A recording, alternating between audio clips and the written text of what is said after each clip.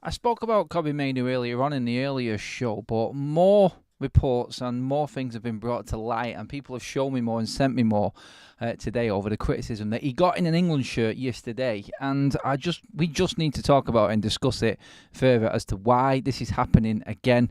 Ten Hag's words ringing in our ears right at the bottom of your screen now. He called it out after the FA Cup final in not overpraising certain players. Well, the media love to praise players. The media love to build them up and then slap them back down. Some of the stuff that I've seen that people have brought up on X and on other social media regarding Kobbie Mainoo from the British media is an absolute joke. It's embarrassing. It really is. I want to talk about that today as well at the start of the show.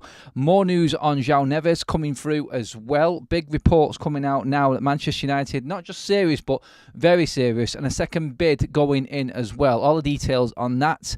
And I did want to talk about the sale of Nice from Sir Jim Ratcliffe as well later in the show. We'll bring up everything else that comes up while we're live as well, if there is anything there to talk about. As always, guys, it's Saturday evening. Get involved in the chat, everybody. Give the video a like, subscribe to get involved in that chat, but just subscribe so you can enjoy the content and just have a good old-fashioned football debate and get your opinions across with no bias at all, no blocking, no timing out, unless you're really abusive.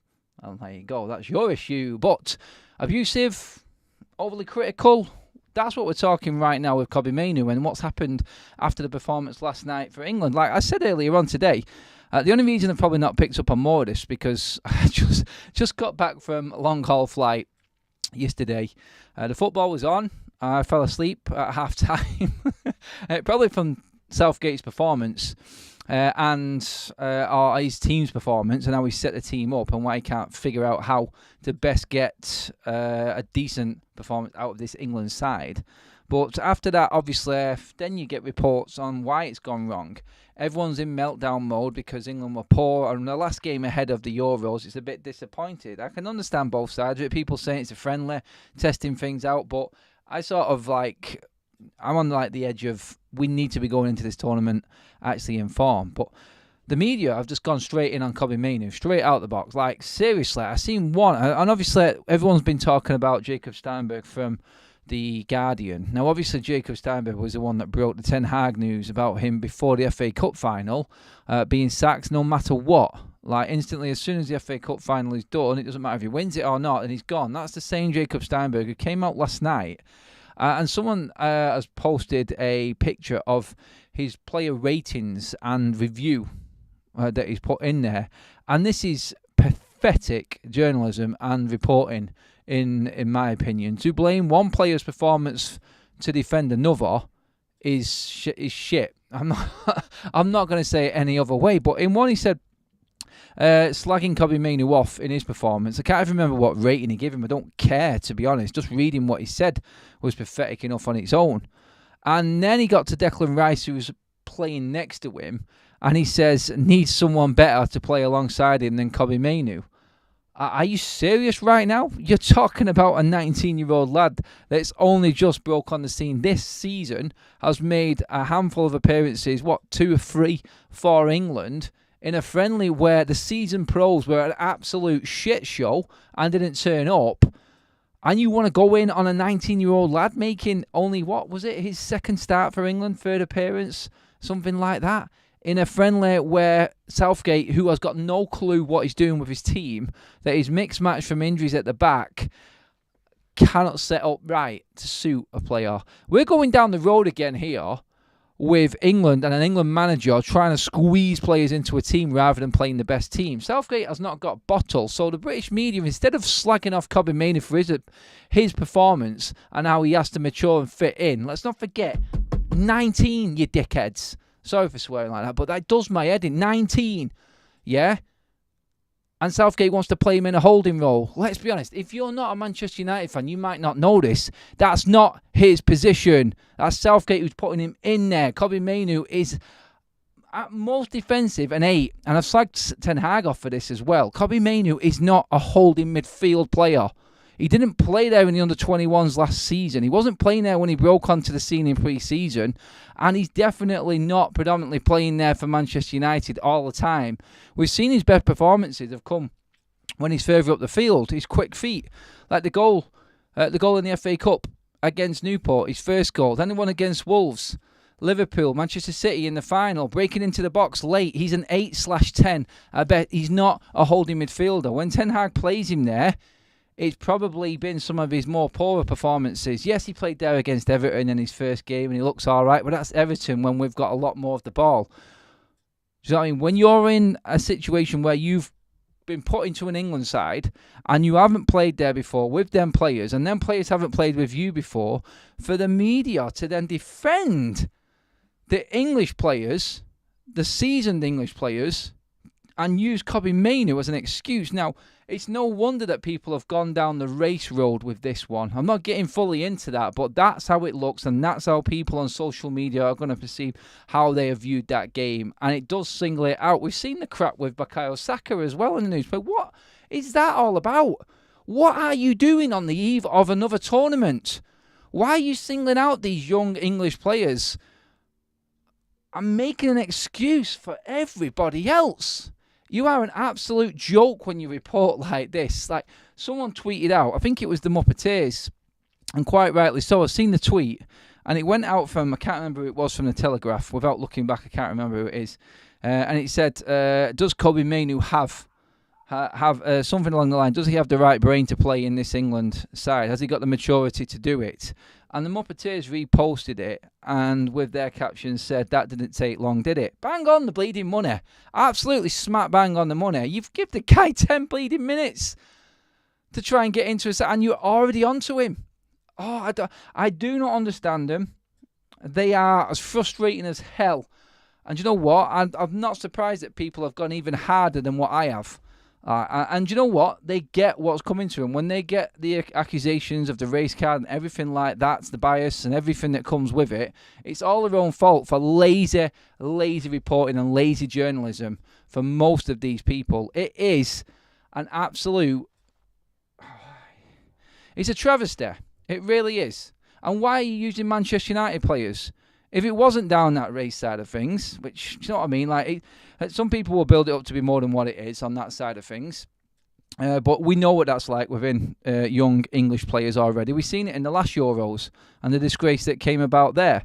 You only have to watch that documentary on Netflix and the reaction to the likes of Sancho, Rashford and Bukayo Saka after missing penalties in that last England game in the final. That tells you everything you need to know about some of the England fan base. They're an absolute embarrassment. They really are an embarrassment to the country. But I'm looking at other players last night playing. I'm looking at Phil Foden. What did he do last night? Like, you're talking about probably one of the best players. Some people shouting him out for Ballon Bleeding Door, player of the season. What did he do last night? And where's our all-time goal scorer, Harry Kane, missing an absolute sitter, which would have changed the game? Why are we not slagging him off? Why are we not slagging Gareth Southgate off for the team that he set up last night, which looks shit? Again, avoiding the obvious and saving and building up certain players. You can see why people are going in on the other side of the critique and the agenda-driven stuff. You can. It's set up perfectly for him. And you know what? Again, I question... Yeah, you can moan about the performance. It was crap, and it is worrying for England going into the finals. But seriously, you also have to look at it and go, well, you know what? It is just a friendly leading up, and he is trying things out because we've had some late injury issues, and obviously players are still being rested, and some players are still not in the squad. Let's not forget, like, Kobbie Mainoo came in late to the squad. He's only been there a couple of days, and that's his first game in a couple of weeks. He may have a little bit of ring rust as well. And let's be honest with ourselves right now, shall we? Was he all that bad? Was he horrendous to the point of criticism he's getting right now? And you know what? With Jacob Steinberg of The Guardian, and people have brought up historical tweets of what it was. I don't even know if that is his real account or anything like that, but this is what happens. It spreads like wildfire. A stupid, lazy match report and critique that wasn't justified has brought all of this onto him and his own career right now.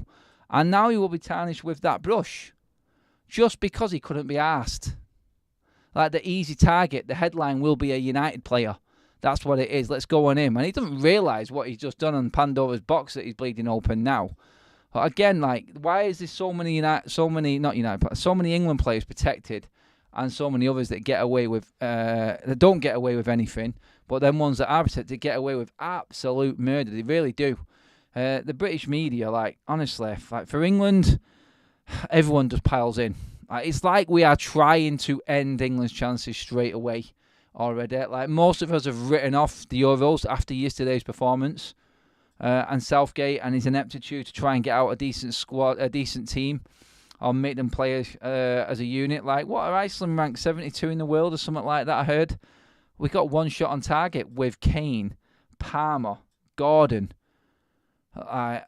Who else was in there in that front line now? I'm trying to remember who else played there, but Foden. Like, the best performers were arguably England's best performing players this season in their own individual teams. Like, Gordon played with the season for Newcastle, Foden for Manchester City, Palmer for Chelsea, Kane for Bayern Munich, and they had an absolute shit game.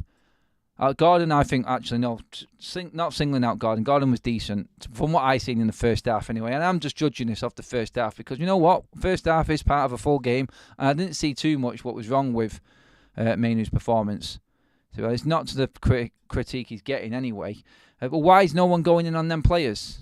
So they're the ones that you rely on. They're the ones that are supposedly the best players in England and the ones that are going to get us this trophy. Right now, I am seriously doubting England for even a semi-final base, and it may be reaction after one game, but if you cannot figure out the team to put out there, then again, it all falls into that same conversation.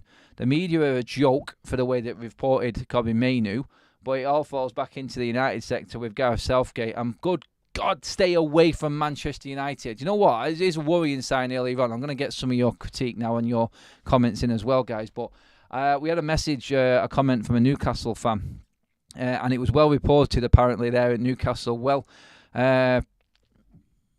Ratcliffe was actually at Newcastle. That it was well known that he was trying to get Southgate into Newcastle, and he's like, guaranteed you are going to end up with Gareth Southgate as Manchester United manager if Dan Ashworth has got any say at all on the matter.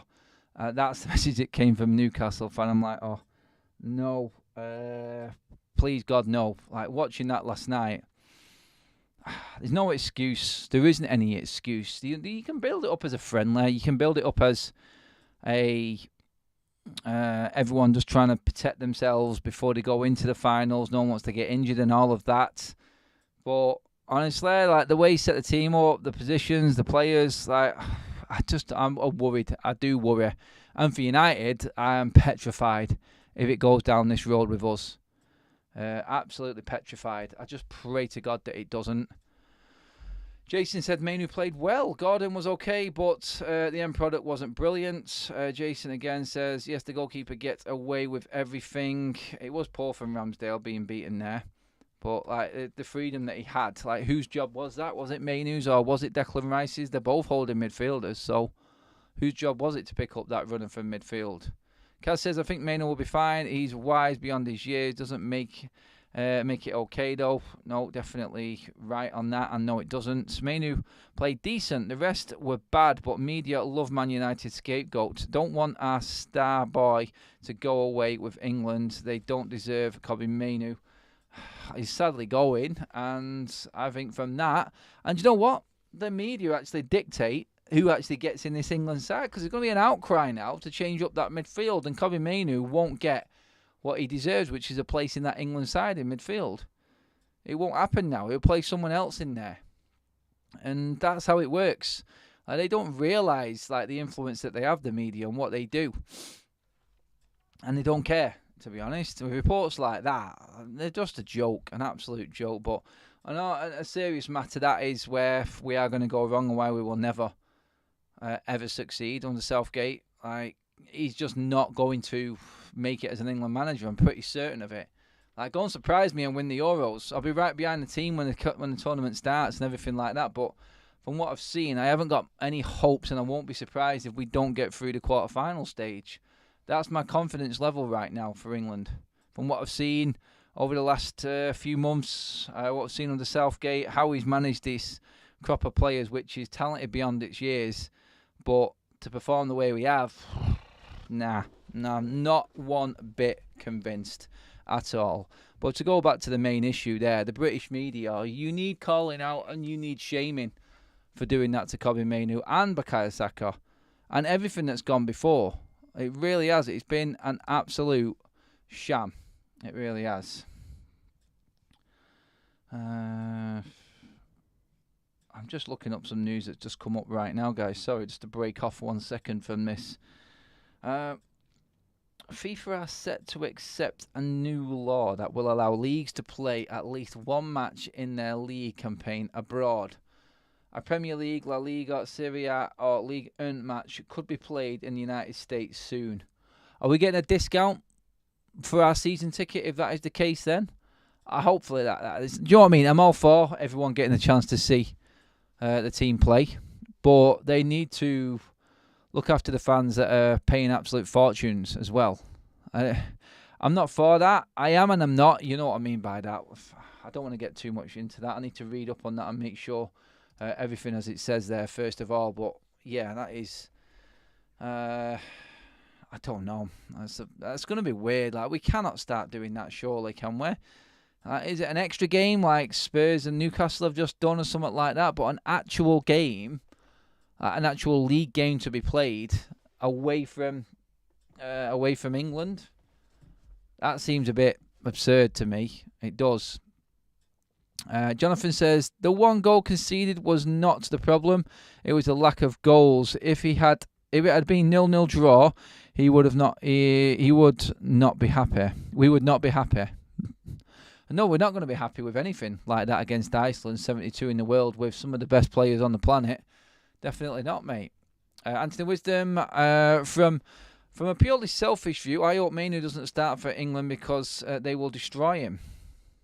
Seamus says, if Southgate comes to United, how does he get a tune out of Rashi, Sancho and Mount after leaving them out of the Euros?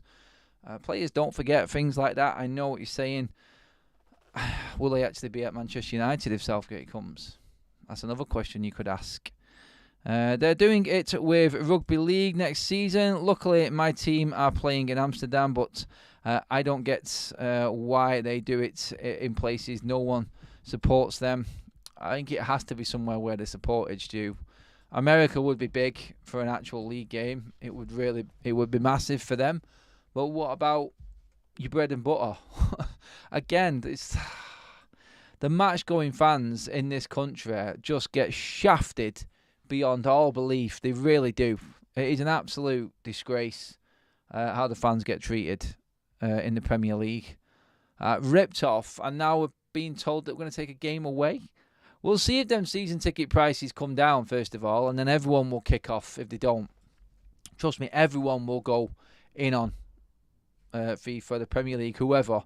Because FIFA are making it an option by the sounds of it to go in on that. So we'll see. We'll talk more about that as and when it comes.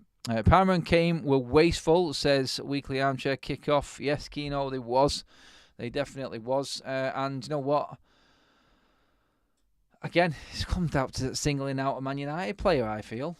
That's what it is. Like, everyone's built him up to be the next best thing. Goal of the FA Cup, player of the FA Cup, in with Golden Boy for the European accolades at the end of the season as well. Oh, he's doing well. We need to single him out. I need to shoot him back down. Piss take, they are. Absolute piss take. If United play a game in France, it might be closer for me, says Jonathan. Yeah, I know what you mean by that one, buddy. United v Man City live from Buffalo, USA. Then, bloody hell. Honestly, it could be anywhere. It will be the USA, though. They will pay fortunes to have that game. They already pay absolute Brewsters to have the friendlies and pre-seasons there. It's why we're actually going back-to-back tours of the USA, because the club gets absolutely minted from it. And that is all it is about. We get the pre-season tours over here. Nowadays, it seems we're getting all the Premier pre-season tours. Chris, yep. It's because they pay an absolute fortune for it. The fan bases in America are immense, I've got to say. I absolutely love the American fans, the United fans. I love the Australian ones as well. The supporter groups for Manchester United worldwide are on a different planet. I've witnessed so much of it travelling around. and they deserve more. They deserve more games. I just wonder how. Like I said, my only issue with it is if they keep charging the Manchester United fans at home the same price and losing a game as well. That would not go down well. That would not go down well at all with United fans. And you know what? Like, there'll be fans that actually want to travel and go and watch that game over there to experience something different as well. I guarantee United will have packages on selling that game for supporters in England as well. It won't just be for the supporters over in the States.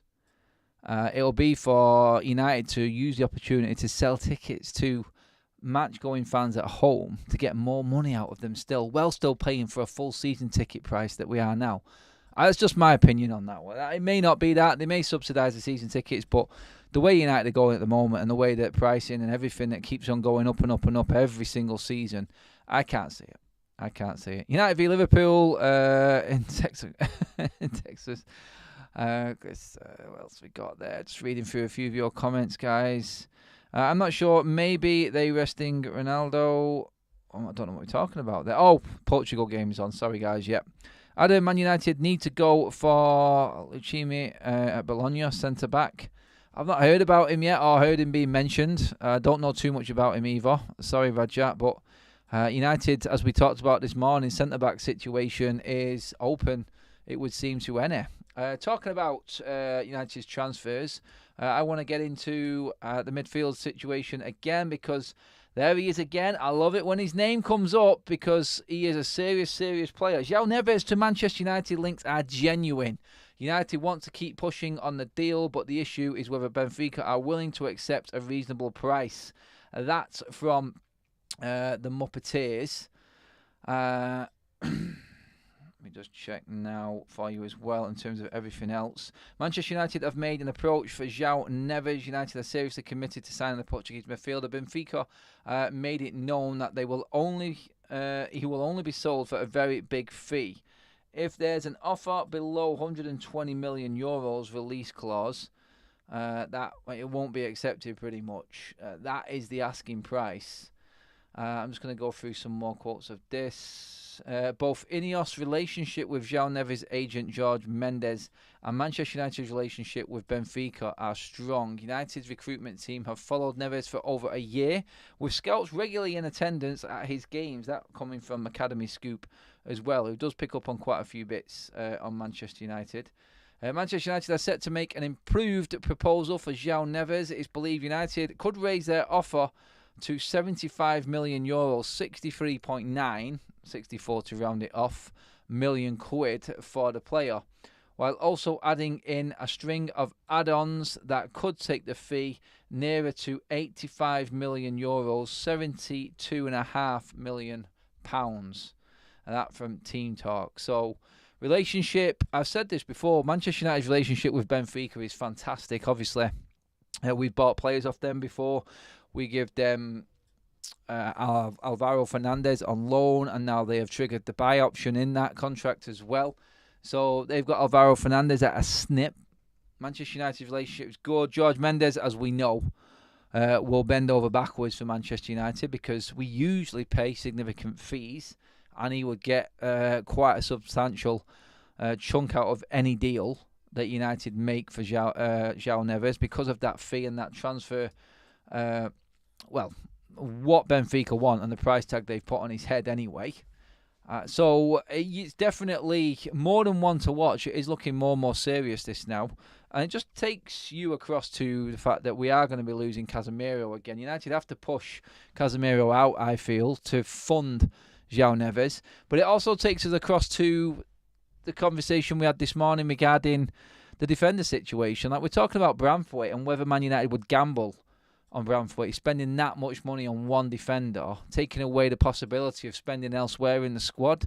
We talked that you could probably get Lenny Yoro and Jean-Claude Todibo for the same price you could get Gerard Branthwaite for. And there's two players in. You sell Casemiro, that gives you the funds then to go buy João Neves. And Manchester United's budget, which is reportedly 120 million, 130 million without sales, goes up to nearer to 200 with Casemiro's sale. If we can maybe get rid of Sancho or Greenwood added to that, we can definitely get 2 centre-backs, João Neves and a centre-forward for that price. Now, obviously, centre-forward names haven't been as open in the rumour mill on the transfer sort of hot list, as you would say, while this window has been open, but that will come in time, definitely. Manchester United right now with João Neves, them reports are concrete. They've come from numerous sources now. This is a definite player that Manchester United want in at the football club. One that would slot right in to Manchester United's first team as well. So I think United definitely, that is a very positive move, I feel, for Manchester United going forward. And I feel like that is the direction United should be going in terms of recruitment, in terms of player age, player quality, reputation, experience. I know it's not a lot of experience, but he will have played in the Euros this summer with the best players that there are in Portugal, which we know there is plenty of. He would have had a couple of seasons now under his belt at Benfica at decent level there, and you're looking at a player that's going to make Manchester United more dynamic, more harder to get past, because he does recover the ball an awful lot as well. And that has to be something that Manchester United need to look in, because turnovers this season have not been fantastic for Manchester United in winning the ball back. And he's got a serious engine on him as well. So positives all around. Absolute positives everywhere for João Neves. And I'm absolutely buzzing with the news that United are serious about him. Cheers for the 100 likes, guys. Let's get that up to 150, everybody. Thank you. Cheers for tuning in on this Saturday evening. Get your comments in now on João Neves. I'm going to bring them up next, guys. Really excited about this. Let's see. Just keep Martinez fit over the off-season, because his absence was a huge factor and struggle since Christmas. Randall, it's going to be impossible to definitely keep Lisandro Martinez fit. Like, he's out there with Argentina now, Copa America. We don't know what he's going to come back like, how fit he's going to be. United staff are going to be working overtime with the tournaments that are going on this summer to try and get a fit squad actually ready for the start of the season. It's going to be difficult. It's going to be, I think, one of them sluggish, slow starts again for Manchester United. It seems to be a common theme, but the amount of games that the players are playing, honestly, you do fear, don't you, for burnout and more injuries to come. You do. I can guarantee that Barada, Ashworth and Wilcox will do an extremely better job than Woodward and Arnold. I think we can say that on the recruitment side of things. The federations in the host countries would also have to agree. If they say no, then the game can't be played in their country. And Mayo, they will jump at the opportunity, mate. Trust me, they will jump at it. In all the talks that I had with some of the media over there in America when I was there, they're doing everything they possibly can to get more Premier League game time. And not just like, and that I'm saying in terms of friendlies and getting more action over there from the Premier League. If they can get a actual Premier League game, then they will jump at that opportunity. Absolutely jump at that opportunity. And it will be a surefire, definite yes if they had the chance to get the Premier League. There's no way that they would turn that down. Absolutely no way they would go in on that. So there is some other news just coming out regarding, I think it's Sofian Amrabat as well.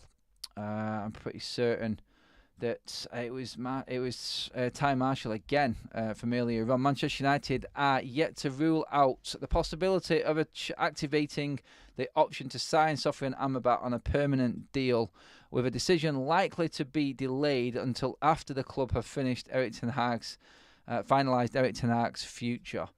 So, in other words, you would look at Erik ten Hag stays at Manchester United. I feel like Amrabat, the way that Ten Hag was trusting him towards the back end of the season, I think Amrabat stays if Ten Hag stays. If he doesn't, then it could be open and a new manager might just let that loan go back and he wants to bring his own players. And I think Ten Hag found something in Amrabat early on in the season later on in the season. And I think he will probably jump on that and keep him in Manchester United's squad going into next season. 100%.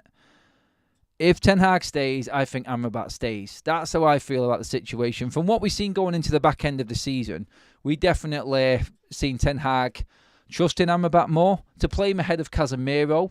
Definitely in the final. I think that's a clear sign. He was begging him to play against Arsenal. And Ten Hag's whole thing regarding players, wanting players to want to play for Manchester United, that was the big thing with Ten Hag, and what he kept on saying through press conference after press conference. If he is handed the reins to Manchester United again, and he is in a position where Ineos are so, get this team over the line. This is now your squad. Coach this team and playing this style of football. I think Amrabat has got a chance of staying. I do not believe he is a first-team player, though. So Amrabat, if he wants to stay at Manchester United, and if Ten Hag stays there, and that's the only way he stays, like I just said, then he's going to have to accept that he is going to play a bit part next season. Because if United do buy João Neves, Mainoo is there, Neves is there. I would love Mainoo to be just in front of Neves, playing a 8/10 role, or you could play Mainoo even higher, maybe 2/8 with Bruno Fernandes. The options are open there.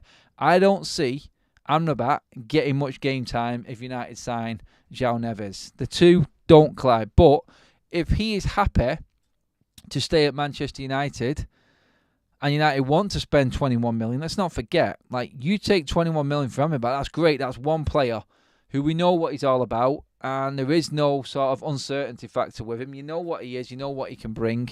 He had an alright end to the season. But 21 million for Amrabat, or 21 million towards João Neves, I know where I'm going. I'm going all in on Neves and putting that money towards that purchase and that player, rather than spending that money on Amrabat. I know it's a full package. It's one player done, payments finished, but still, we have to move forward. We need better players in the team, and I think United ultimately have got a better chance of winning things with João Neves in the side than we would with Sofiane Amrabat. No, like I said, I'm not taking anything away from Amrabat. I would love it if he stayed and was part of our squad, because that squad depth is something that Manchester United have been missing for a very, very long time. So I would go towards spending most of that money that we've got on Neves rather than going all in on Amrabat. It may seem it's not harsh. I think that's fair, to be honest. Keep the likes coming in, guys. Almost at that 150 mark. Thank you, everybody, for joining us again. Ultra United says to get big, promising players should come with some stipulations. Lower transfer fee, and if we win the league within 2 to 5 years, that player, then the team should receive the rest of their initial transfer. You mean incentivized contracts? I would go down that road and be up for that. Leaf says, with or without Erik Ten Hag, United will be better under Ineos.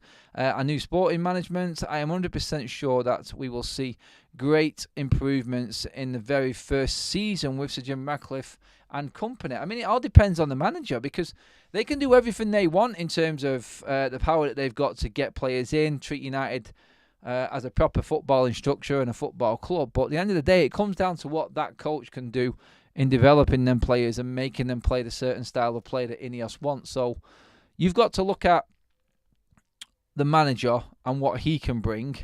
This is ultimately, alongside that comment there of everything improving under Ineos, that person said then, sorry, I can't remember your name, the conversation's gone up now. But this is probably why they're taking the time on the managerial situation. Who do they agree with together to be better than Ten Hag if they are going to get rid of him? Or can Ten Hag, from what they've seen, get more out of better players that they've recruited? That's got to be the delay, along with the restructure of Ten Hag's contract, which will probably be more in line with a coaching role, like we've said before. But everything is still open. It is still up in the air, and United, of course, could still get a new manager come the start of the season. And we will be going in a completely different direction of the unknown again. Well, a lot of people would want that because of what they've seen already with Ten Hag. And that's why there is a big chunk of fans that are for Ten Hag to leave still. Anthony says, it looks very much like before. We seem to be incapable of doing more than one deal at a time. We've so much to do this transfer window. It could all just kick into gear come the start of July, guys. Like I said, when we are free to spend more because the financial year is ended. So let's just stay patient with the player side of it. I'm with you all on the decision for Ten Hag, but I do believe that will happen next week. It has to happen next week. Like we said earlier on, the Euros, the transfer window, and the fixture list for the forthcoming season in the Premier League will all be out by this time next week. So that, I feel, would be then in line with Ten Hag coming back to pre-season and the mess that's going to bring. You don't need to be a rocket scientist to figure out where I'm going with that and how difficult that's going to be for Ten Hag. Stephen Holmes, he dominated midfield against City, best team in the world at 19. For F's sake, hope he doesn't play in the Euros. Keep him fresh for next season. F off England. Jason says 2-1 Portugal losing. Bring on Ronaldo. Let's see what else we've got in here. He found something with Amrabat. He played him in his right position. Yeah, you could say that. Well, Amrabat definitely played a role towards the back end of the season. I just don't think they're going to let him get in the way of... it's nothing personal against him. He's not getting in the way, but the money that Fiorentina want for Amrabat will get in the way of United spending on a player that they really want, someone new to bring in. Surely a lot of Dalot's improvements is down to Ten Hag, which says it's a bit daft making him move on if he is that good for players. One player, Randall, doesn't make a team. And I think he's fallen out with more players than players have improved at United under Ten Hag. And we cannot really disagree with that. Like, whether you like the players or not, those are the facts. Like, there's not many that have improved under Ten Hag while being at Manchester United. So I'm not fully convinced still, but like I said, I'd rather Ten Hag than Southgate still. And that seems to be the conversation and debate at the moment. It's just like watching what happened in Nice now. And Nice are laughing at us. Great. Well, on that note, Sir Jim Ratcliffe apparently is looking to sell Nice, according to reports in the Independent. Looking to cash in on Nice now. What would that mean for Manchester United? Again, like every conversation that we're having at the moment all comes down to what happens in this court case between Manchester City and the Premier League on Monday, because Manchester United could be in a position where they can spend more if City win. We don't want City to win because it just makes a mockery of the Premier League. So Jim Ratcliffe has got liquid assets and cash available to spend and move into some form of sponsorship deal like City want to do if he wants to. It wouldn't be the end of the world. It would just give City a huge advantage in the amounts of money that they could bring through their own so-called sponsorship deals. There's no reason why United won't be able to monetize more. But realistically, it's just handing over the keys to the Premier League to Manchester City forever and a day. They have made a mockery out of financial fair play, and nobody has been able to touch them. Nobody. UEFA, everything. I'm just getting through everything else here now. Something alongside I just had something come through there to me which sort of rings quite true in terms of like Ineos selling Nice could be to do with the timescale that might have been given, like a year's grace regarding Manchester United and Nice both playing in the same competition.